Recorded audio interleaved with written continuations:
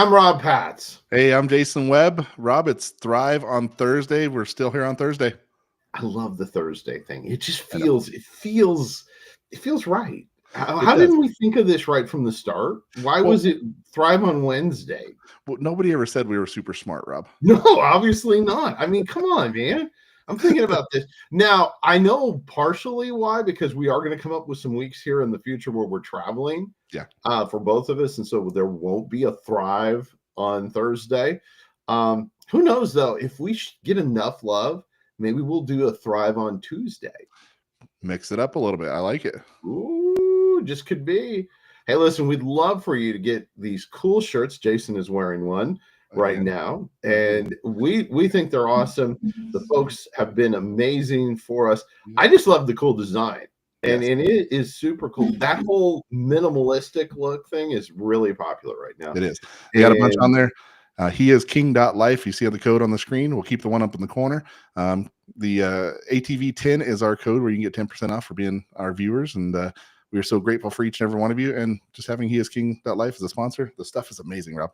It is incredible, even though I've never had any, because Jason tells me regularly that he's going to send me some, but I have yet to see it. So I can't speak from experience, though Jason is wearing every shirt that they have, because he gets them all and then keeps them all. Because if you look at it, it's my new wardrobe, Rob. Kind of, if you notice, ladies and gentlemen, we're kind of the same size. You know, bigger guys, we hang out together. We like, because not that we share all know where the good food that's really kind of, I don't do that, but it's like we know we can go to the same shop and go, ooh, they have two. Well, Rob, you're you know what? I'm fancy. serious. Sometime this year, we need to dress alike. I think that would be awesome. I think so. Yeah. No, I definitely think we need to. Mm-hmm. I think right there, then they would take our man card away completely.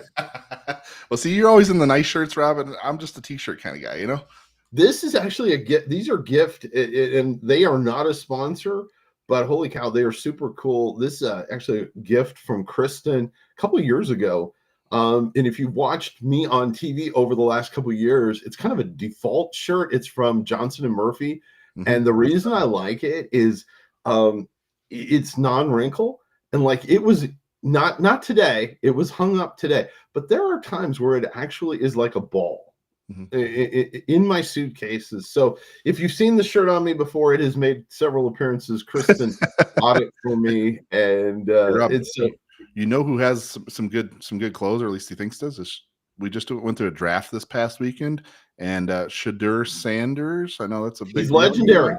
Did you see that? I mean, we both played sports, and there is a certain level that you have to play sports at a competitive level, especially at the level they're at. Yeah. Well, that's higher than Jason and I ever achieved. I was recruited by places like Montana State Technical University. They had 5 guys on the football team. You had to play both ways and had to cover 2 people. And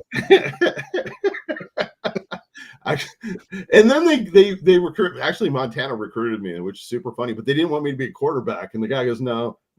I'm like, "Yeah, I could be quarterback." He's like, "No, you be a linebacker." And I'm like, "No, I want to be a quarterback." He says, "No." But yes, Shadur. I felt sorry for him, honestly, because last week we did a show, and then we talked about that the draft was that night, and of course everybody was talking about how he could have been. There was talk that he was going to be the first pick. I know. I was like, you and I both have looked at tape. And in fact, we've talked about this. I looked at tape of him and I went, I knew I was never a great quarterback, but I was watching, there's a guy on YouTube, and you can find him. I'm not going to give him a plug because his language can be at times quite colorful. But he breaks down film like you and I used to watch film, from different angles and stuff. And it was the easy flat routes and the post routes that he was having the most problems with. Yeah, the easy stuff. And he held the ball too long too. So, but for him to fall that man, that was crazy. I think that was more of the aura surrounding him and just everything that he brings to the team. That I think there's going to be some distractions. They all thought, but the talent's there. He just needs to be some work with it. But yeah, I agree completely. Mel Kiper was about to have a stroke. I know, right? I swear to you, poor Mel Kiper. I've watched Mel Kiper since I was a little kid, since I was like His hair's never changed. It never has. And he was about to have a stroke. I swear to you, he's like, this is ridiculous. And the key thing though, and several of the people said this, Rich Eisen said it, and I think this is probably the smartest thing, is once he fell to the second round, it became he's not going to be a starter. No.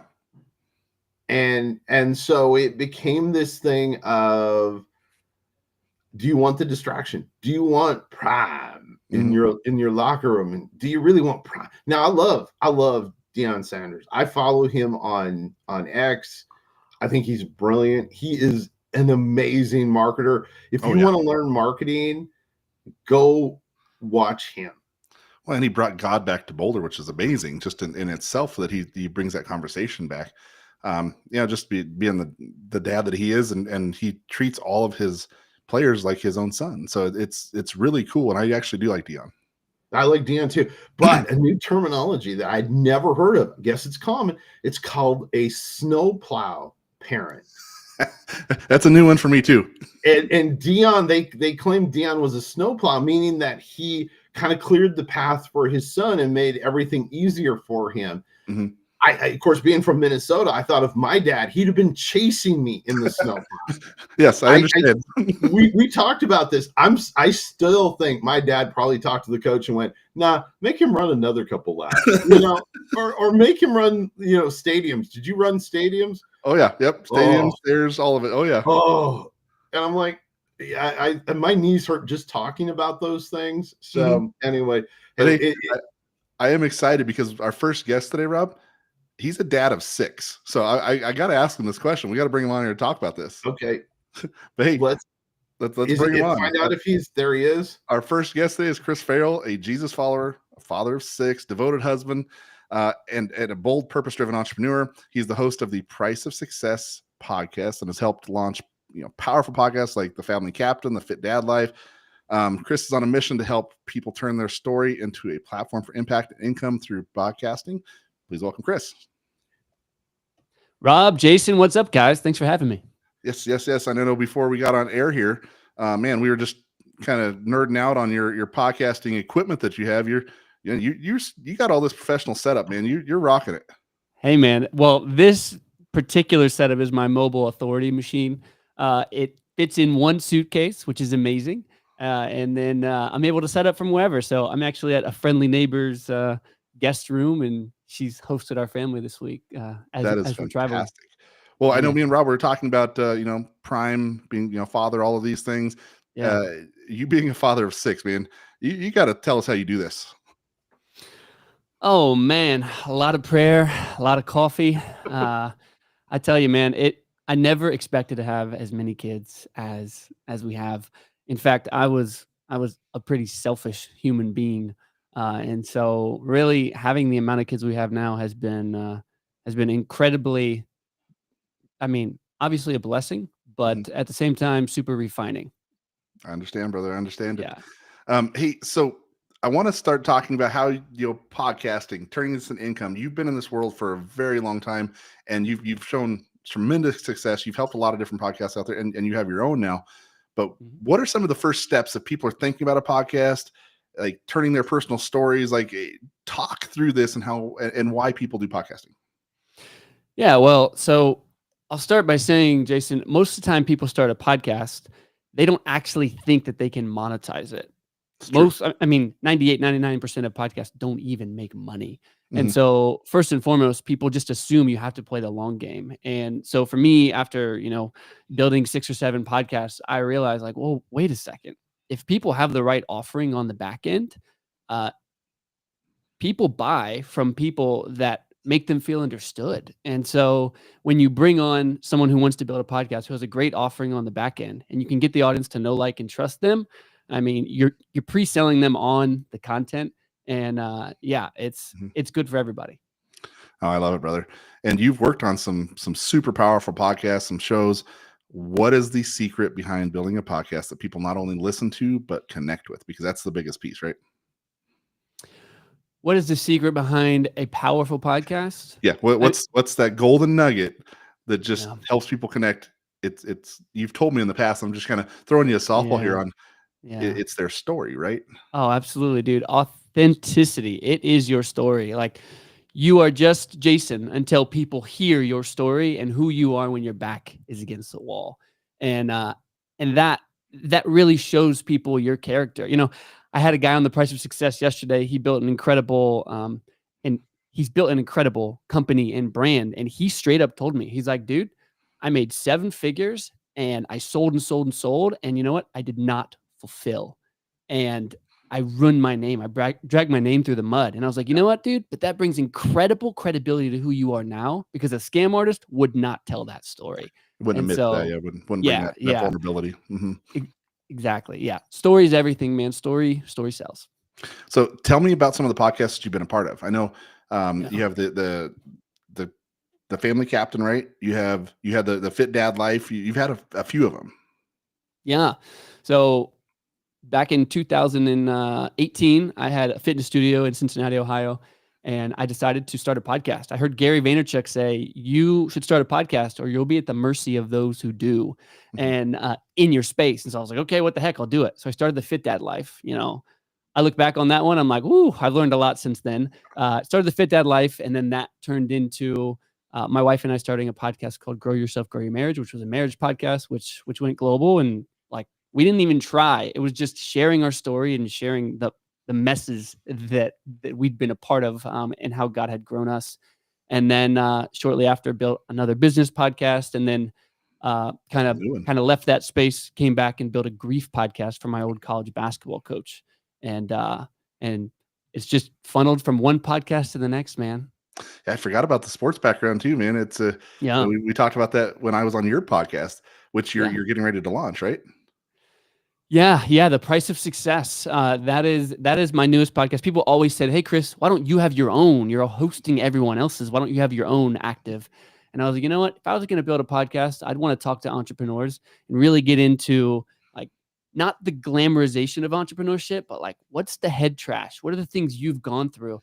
And really that particular show is, oh my goodness, I want to talk to the entrepreneur who just jumped out and is feeling the burn. Like, this is way harder than I thought. I'm not cut out for this. And then I also want to talk to the prospective entrepreneur who's like, I know I need to make the leap, but I'm scared to do it. Mm-hmm. You need to see what it's like on the other end and how God rewards obedience.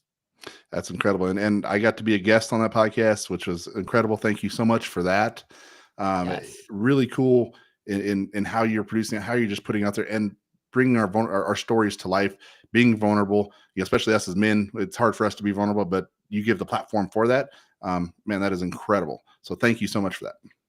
Absolutely, man. Yeah. And your listeners should know I specifically dropped your episode here about 20 minutes ago. So if they head over to the Price of Success YouTube page or Apple Podcasts, whatever links, then they can check out your story, man. And guys, you do not want to miss Jason's story. It's absolutely unbelievable. You've heard a little bit of my story on here, but we definitely go a lot more in depth within that. So you can check out the QR code that has all of his Linktree stuff there. You can get that. I do have a question. As a father of 6, how do you manage demands for entrepreneurship? Being a father, staying grounded in faith, like all of these pieces, because it's a lot. Man, you know what, dude? I feel like I struggle with that the most, because it's hard to go from your brain is on high octane all the time, and then you got to leave the office and you got to jump to another box. Like, okay, it doesn't matter how much money you make. It doesn't matter what type of podcast you produce. You still have to disciple your kids. You still have to lead your wife. And so am I perfect at it? Absolutely not. Am I conscious and aware that I need to continue to improve? 100%. That's incredible, man. So, we're talking about the Price of Success with a new podcast here. What is the biggest lesson that you've learned in stepping into your own podcast, stepping in fully into your calling? What's the biggest lesson? I'll flip the question on you and say the biggest lesson I've learned in how to create a great podcast. Mm-hmm. Creating a great podcast comes down to the ability to be able to extract properly. And extraction comes from a place of genuine curiosity. And so some people are like, should I start a podcast? Will it be good? Well, if you host a podcast with 2 people, you're hosting somebody and you don't know how to extract or thread a story properly. Mhm. I mean, dude, you've seen those podcasts before, Oh, right? completely. Where a host asks a great question, the guest gives an amazing answer toward a story, and then it just falls flat because they go into the next scripted answer. No, thread it, pull the principles, pull the lessons, be genuinely curious. And that's who I am, because I literally come from, I should not be a podcaster. Oh, come I on was now. You definitely should, man. You should. well, here's just a little 30-second bit of my story is I literally grew up little brother syndrome, didn't have a voice, grew up the stupid kid, 1.3 GPA, all the things, barely graduated high school. And I had speech issues. I stuttered all the time. And so now seeing that God has literally helped me build a business and I'm a podcaster for a living and supporting a family of 8 off a single income while my wife's homeschooling 6 kids is like miraculous. Dude, that is incredible, man. Your story is awesome. I would love for people to go and check out your link tree, check out more of this, check out all the podcasting. You're going to see more of Chris. We're going to be doing a lot more things together. Just the way that you even, as a guest or even hosting, how you bring out that story with people, man, it is incredible. I learned a lot just on being your podcast about how to do more of this and just have discussions and bring this out to the public. So, man, it's incredible to have you as a guest on the show. One final thing as we finish up, Rob will jump back in here. Yeah. What is the first step for somebody to think about a podcast? Maybe in What's our the first step for somebody? You have to know what the payoff is to your podcast. What is the point for your listener? You have to know, like, what is the thing they're showing up for? And then all of your questions and the entire brand is guided by what they're coming for, what's in it for them. Love it, brother. Love it. Rob, you got anything? Hey man, well, I was going to ask, are you going to be a snowplow dad? Oh my goodness, man. You know what? It's so funny. I'm not as an athlete, I genuinely, we don't even have our kids in sports yet because we're just like, oh my goodness, let's scale back. We just know sports are overtaking like church and Sundays and all the things. And so we have so many kids. We're pulling back right now. And just kind of letting our kids find their way in the world socially and with school and all the things. Hey, love it, brother. Appreciate it. That's awesome. Thanks, Chris, for being with us. It's a great interview. Love Chris. Love what he's doing and what he stands for. I think that's incredible. And having a family. I mean, that is incredible stuff that he's got going on. And now this next guy that we've got coming up, and I love Jess, and we kid him off air because he has some amazing health advice. And I teased him about my jar situation. And if you know Jess, he's got a great personality. He's just a fun guy. And plus, he makes us international, because he is not here in the United States. Yeah, and a friendly face. He's been on here before, and we talk about sports. I know, our past guest here, Chris, he was a college basketball coach, played basketball there. Me and Jess played college football together. I've known Jess for a lot of years, but his Kingdom Health journey that he's bringing to the market is incredible. And we're going to start seeing a show on the network here possibly about Kingdom Health and how people can utilize this to just it's everything in their life. So I was checking. I'm going to say this before you guys get going. Jess now as a guest has been on more than anyone else on the show.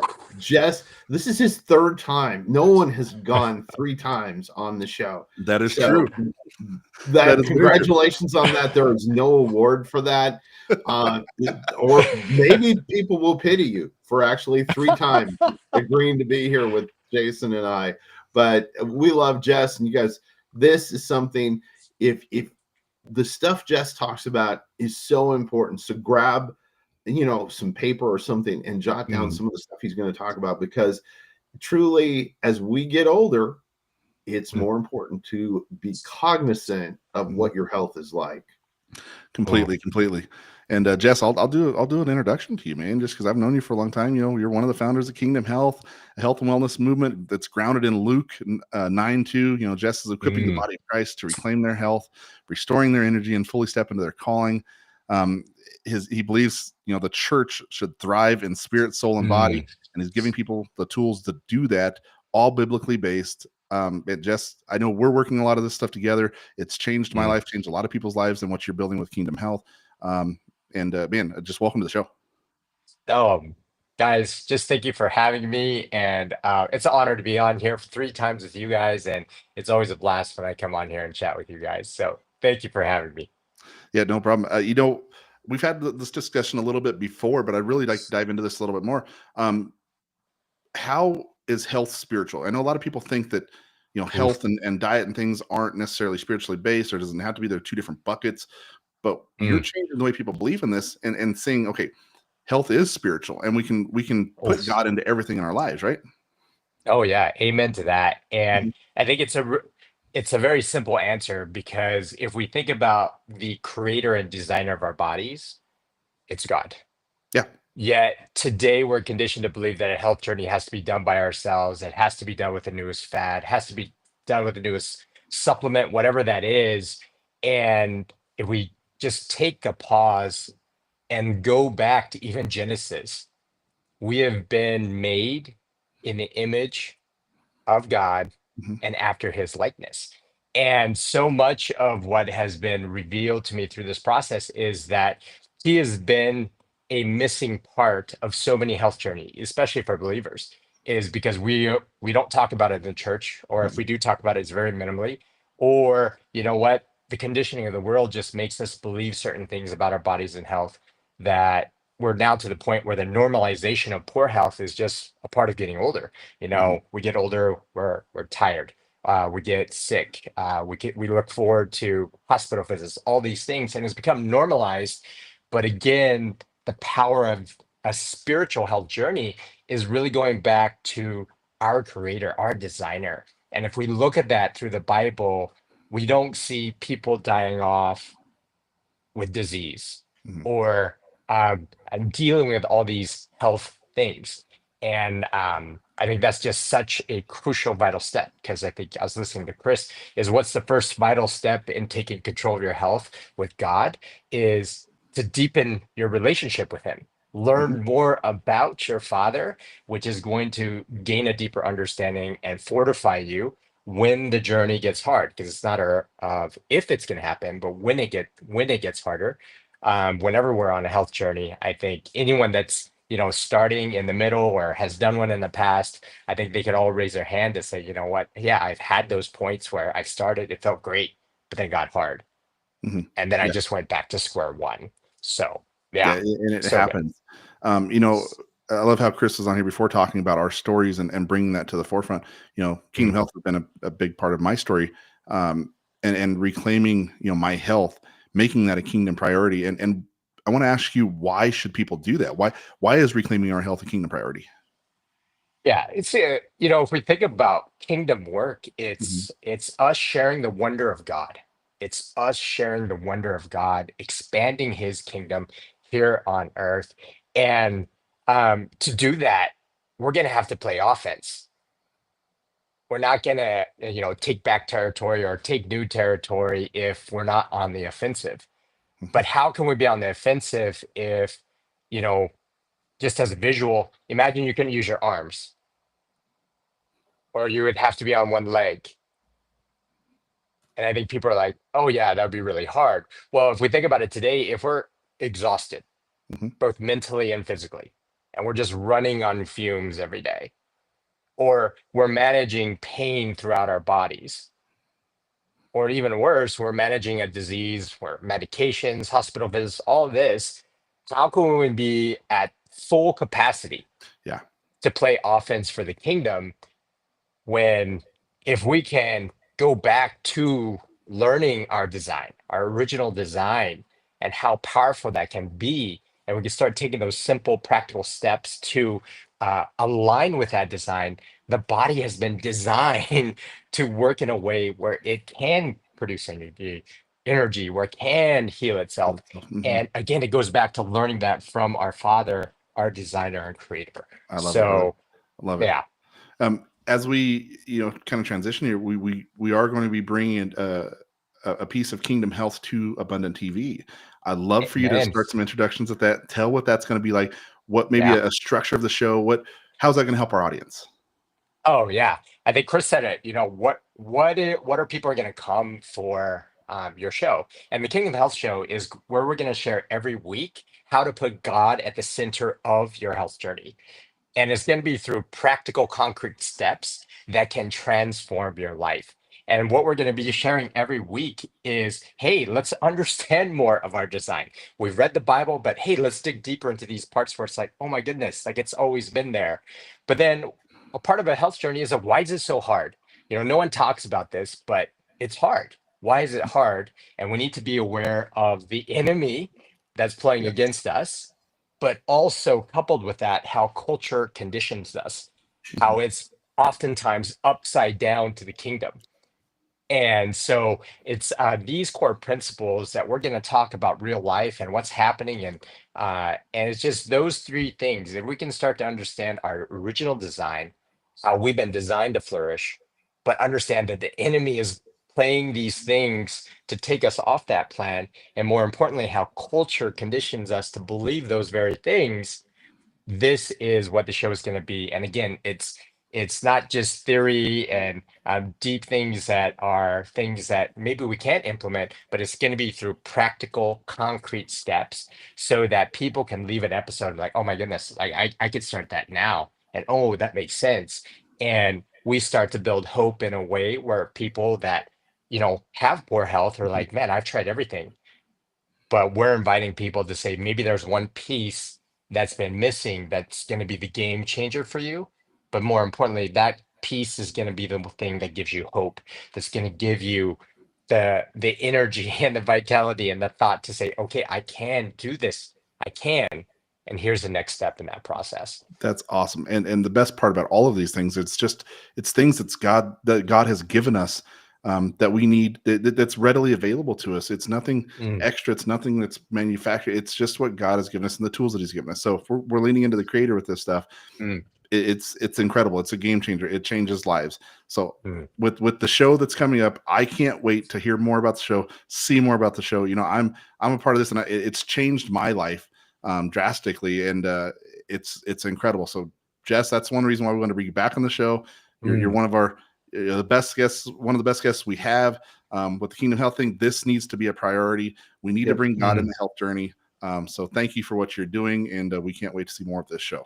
And I think the one thing, and I want to say this, is the one thing that Jess talks about, and the one thing that has helped me since I met Jess is I drink more water than I've ever had in my life. And I have, like, you'd be so proud.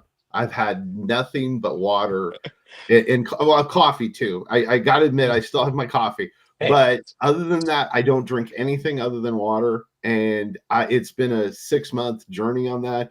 And trust me, I used to drink cans of pop like all the time. I mean, it was like a part of who I was. So first step, if you can take away, start drinking more water. That's the thing we'll say about Jess. He would tell you, drink more water. So that's your takeaway for the day. Go drink more water. Well, guys, check out kingdomhealth.life. That's where you can find out more information, what's going on with the show, with Kingdom Health. Jess, man, thank you. No, of course. Thanks, guys, for having me. And super awesome to be here again. Wow. The time just goes by so fast. But yes, I'm so proud of myself. I've been drinking more water. I love that, man. That's good to hear. It is. It feels good. It feels good to be an adult. Man, time about just so fast. Great show. Hey, we appreciate each and every one of you. If you've got any questions or anything like that, you can hit us on the app, on the Abundant TV app, or find us on social media. This show will air tomorrow on the network at noon. And so we have a lot of fun doing this, and it's always fun doing it live.